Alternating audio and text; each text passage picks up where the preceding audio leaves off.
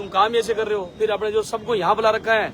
जयरुगनाथ जी की आज हमारा वो दिन आ गया है जिस दिन हमको ज्ञापन देना है जयपुर में, और सब गांव-गांवों से बसें चलती हैं, लेकिन प्रशासन अपनी पूरी हठधर्मिता पे आ गया है।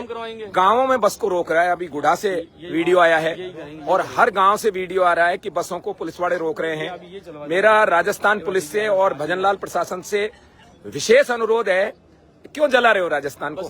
गांधीवादी पहली बार हम बने हैं, पहली बार हमने पैदल चल के इस तरह का कार्रवाई हम कर रहे हैं। यदि आप चाहते हो कि हम हमारे उसी रूप में आए तो हम आ जाएंगे। हम भी ज्यादा कोई मतलब ऐसा विश्वास नहीं करते इन हिंसात्मक आंदोलनों में, पर आपसे विशेष अनुरोध है, हम तो मरनी मारनी के लिए आए हैं, क्योंकि आपने हमारी नस्ल की आगे का मामला खत्म कर दिया, तो हम तो फाइनल स्टेज पे हैं।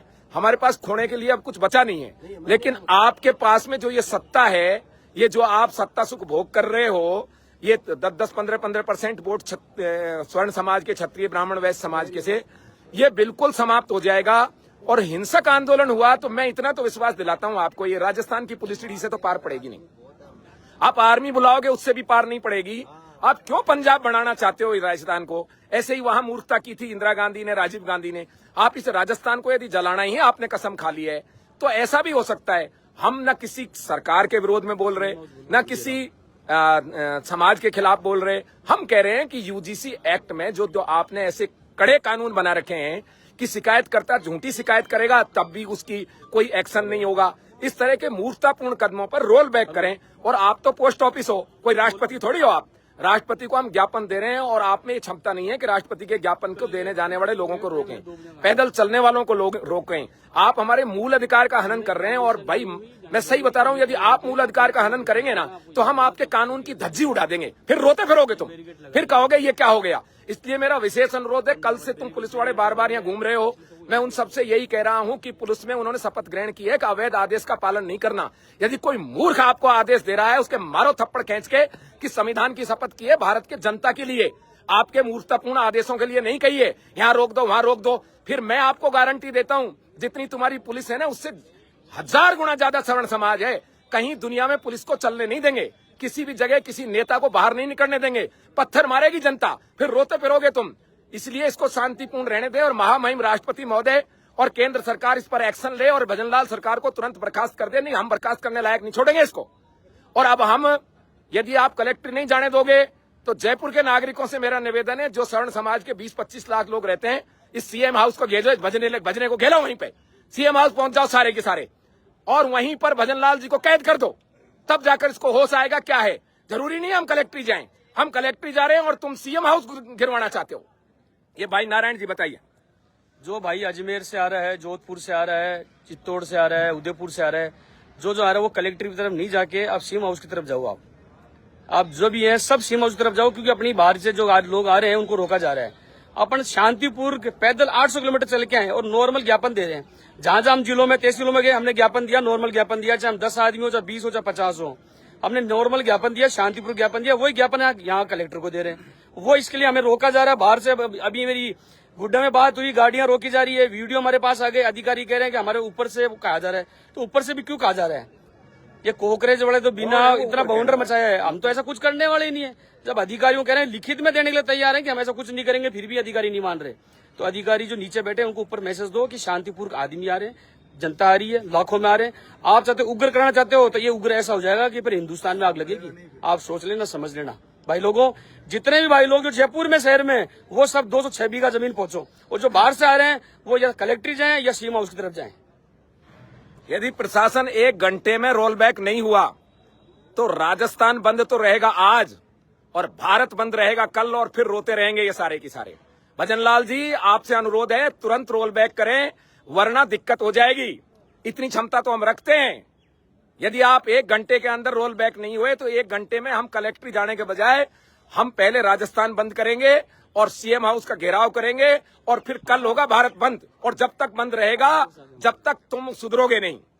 इसको जितने लोगों ने देखा, समझा, इसको सेंसिटिव समझते हुए तुरंत आगे भेजें और भजना जी के पास भेजें। भजनलाल जी के पास जरूर जाना चाहिए ये, क्योंकि वही इस समय गृह मंत्री भी हैं। और बेडम साहब से भी मैं निवेदन करूंगा, आप अपनी शक्तियों का प्रयोग करें और ये मूर्खतापूर्ण कदम नहीं उठाएं। यही जनता है जो आपको वहां तक पहुंचाई है और ये जनता थोड़ी देर में आपको निकाल के फेंक देगी, कान पकड़ के निकाल के फेंक देगी वहां से। गलतफहमी में मत रहें आप जी। धन्यवाद।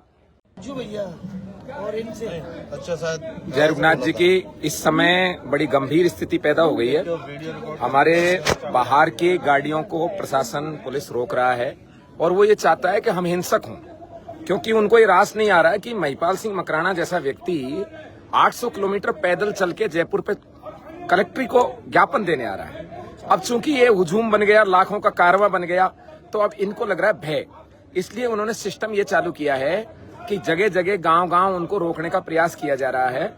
मेरा अनुरोध है, जयपुर में जो सवर्ण समाज रह रहा है उसको कोई नहीं रोक रहा, वो घरों से निकले, कलेक्ट्री की ओर कूच करे, कोई रोके वहां से तो सीएम हाउस की ओर कूच करे और भजनलाल जी से राम राम करके आए। सभी जयपुर शहर के सवर्ण समाज और खास तौर से सांगानेर वालों को तो डूब मरना चाहिए।